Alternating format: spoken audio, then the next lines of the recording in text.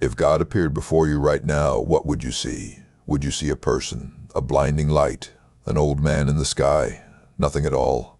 Hinduism has been thinking about this question for thousands of years, and the answers it gives are so deep, so layered, and so mind-bending that they challenge everything you think you know about the divine.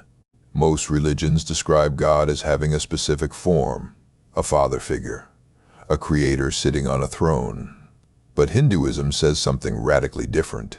It says God is both with form and without form. God is everything and nothing. God is the smallest particle and the entire universe simultaneously. And the moment you think you have understood God, you have not. Let us start with the most famous description of God's true form in all of Hindu literature, the Vishwarupa, the universal form shown to Arjuna in the Bhagavad Gita. It is the battlefield of Kurukshetra. The great war of the Mahabharata is about to begin. Arjuna, the mighty warrior, is having a crisis. He does not want to fight because his own family members are standing on the other side. His teacher Drona, his grandfather Bhishma, his cousins, they are all his enemies in this war. Krishna, his charioteer and guide, has been teaching him the deepest philosophy of life, action, and duty. And then Arjuna says something that changes everything. He says, "Krishna, you keep telling me about the supreme reality, about the divine truth, but I want to see it. Show me your true form. Show me what God actually looks like." And Krishna agrees. But first, he gives Arjuna a warning. He says, "You cannot see my true form with your ordinary eyes. Human eyes are not built for this, so I will give you divine sight, divya drishti." And then Krishna reveals himself. What Arjuna sees is beyond any human imagination. Chapter 11 of the Bhagavad Gita describes it, and the description is both beautiful and terrifying. Arjuna sees infinite faces, infinite eyes, infinite mouths, stretching in every direction, up, down, left, right, forward, backward, endlessly. He sees the entire universe contained within Krishna's body.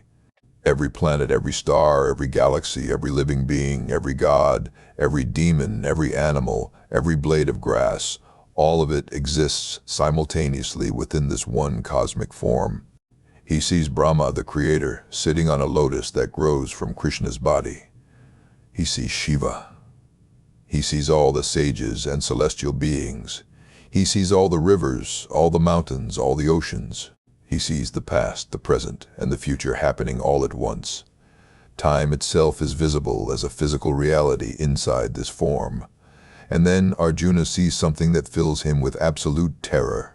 He sees mouths, enormous, flaming mouths, consuming everything. Warriors from both sides of the battle are being drawn into these mouths and crushed. Kings, heroes, legends, all of them rushing like rivers into a burning ocean, being destroyed and consumed. Krishna's cosmic form is not just creating the universe, it is eating it alive. Arjuna is shaking. He cannot look away, but he can barely stand to look. He says, "I see you everywhere, with infinite forms, infinite arms, infinite stomachs, infinite faces. I can find no beginning, no middle, no end in you.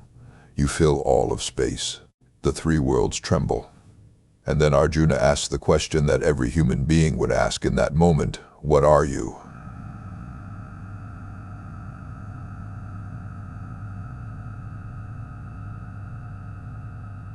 He says, "I am time, the great destroyer of worlds, and I have come here to consume all people.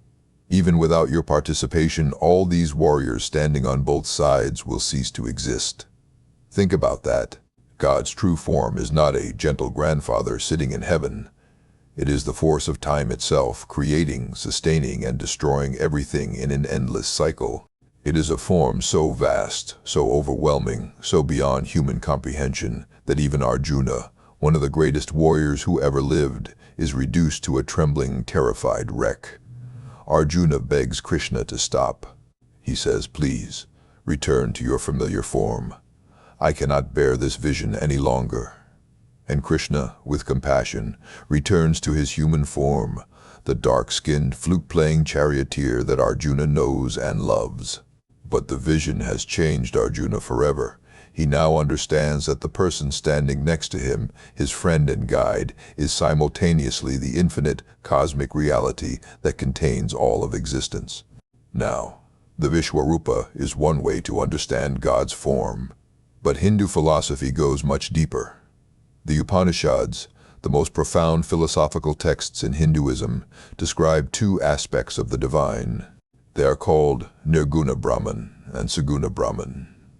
Nirguna Brahman is God without any qualities, without any form, without any attributes. It is the absolute reality, formless, timeless, spaceless, beyond all description. The Mandukya Upanishad says, Brahman is not this, not this. You cannot describe it by saying what it is, only by saying what it is not.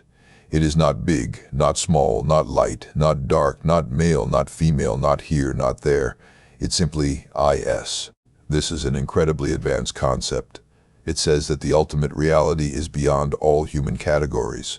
Our minds work with labels, good, bad, big, small, old, young. But the ultimate reality exists before all labels. It is the awareness in which all labels appear and disappear.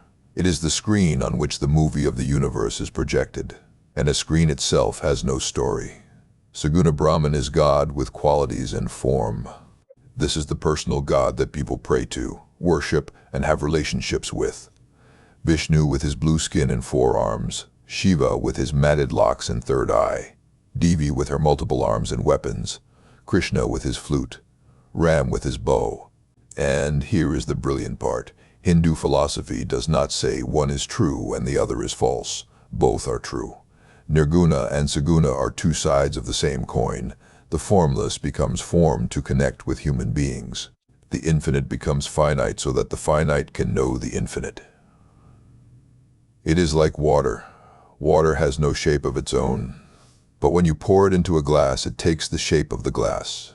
When you pour it into a bowl, it becomes the bowl. The water is nirguna, formless. The shapes it takes are saguna, with form. But it is always water. This is why Hinduism has what looks like many gods, but those are not different gods competing with each other. They are different forms of one reality, appearing in ways that different people can relate to. A child relates to God as a parent, a lover relates to God as a beloved, a warrior relates to God as a leader. A philosopher relates to God as pure consciousness. Hinduism accommodates all of these approaches because it understands that the infinite cannot be captured in one image, one name, or one form. The Puranas give detailed physical descriptions of the gods, and these descriptions are meant to convey spiritual truths through symbolism. Vishnu is described as having dark blue or black skin, the color of infinity, the color of the sky and the deep ocean. He has 4 arms carrying a conch shell, the sound of creation, Om, a discus, the wheel of time and cosmic order, a mace, mental and physical strength, and a lotus purity and beauty. He wears a jewel called Kaustuba on his chest, representing consciousness. He reclines on Sheshanaga, the infinite serpent, representing the cosmic energy on which the universe rests. Shiva is described with a blue throat, from swallowing the poison that emerged during the churning of the ocean to save the universe. His matted hair holds the Ganga River, representing the flow of wisdom. The crescent moon on his head represents the cycle of time. His third eye represents spiritual insight. When opened, it burns away illusion. The snake around his neck represents the ego that he has tamed. He wears animal skins, smears ash on his body, and meditates in cremation grounds, showing that he is beyond worldly attachments and that the divine can be found even in places that society considers impure. The goddess is described as having multiple arms, representing her infinite power to multitask, to protect, to nurture, and to destroy simultaneously. Her weapons represent different divine powers. Her vehicle, whether it is a lion, a tiger, or an owl, represents the qualities she rides upon and controls. But these descriptions are not meant to be taken as literal photographs. They are meant to be meditated upon. Each detail carries a meaning. When you meditate on Vishnu's 4 arms, you are not just imagining a person with extra limbs. You are contemplating the 4 aspects of divine action: creation, preservation, destruction, and liberation. The Chandogya Upanishad contains a teaching that captures the Hindu view of God's form in one sentence. The teacher tells the student, Tatvamasi, that thou art, you are that. The supreme reality is not separate from you. It is not sitting somewhere in the sky looking down at you. It is you. It is in you. It is the very awareness that is reading these words right now. The Isha Upanishad says, the divine pervades everything, every atom, every space, every being. It is all filled with the presence of the Supreme. God is not in a temple or on a mountain or in heaven. God is everywhere. In the eyes of a child, in the bark of a tree, in the flame of a lamp, in the silence between thoughts. So what does God actually look like? The honest answer is, it depends on who is looking.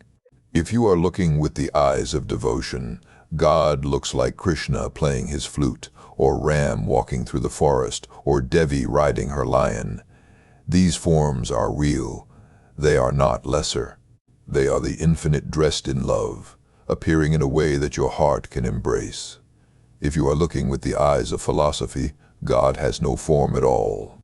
God is the awareness behind all forms, the consciousness that makes seeing possible, the silence in which all sounds arise. If you are looking with the eyes of Arjuna, with divine sight, God looks like everything, the entire universe in one body, every face that has ever existed, every star that has ever burned, every moment of time from beginning to end, all of it simultaneously in one incomprehensible, overwhelming, terrifying, beautiful vision. And perhaps the deepest answer is this: God looks like you. The Atman, the soul within you, is identical with Brahman, the supreme reality. When you strip away the body, the mind, the ego, the stories, the labels, what remains is pure consciousness, and that consciousness is not different from God. The Mundaka Upanishad says, as sparks fly from a blazing fire, so all beings emerge from the Supreme. We are not separate from the divine. We are extensions of it. We are God, looking at God through billions of eyes, experiencing God through billions of lives. That is the Hindu answer to what God looks like. God looks like everything. God looks like nothing. And God looks like you. The question is not what God looks like. The real question is, do you have the eyes to see?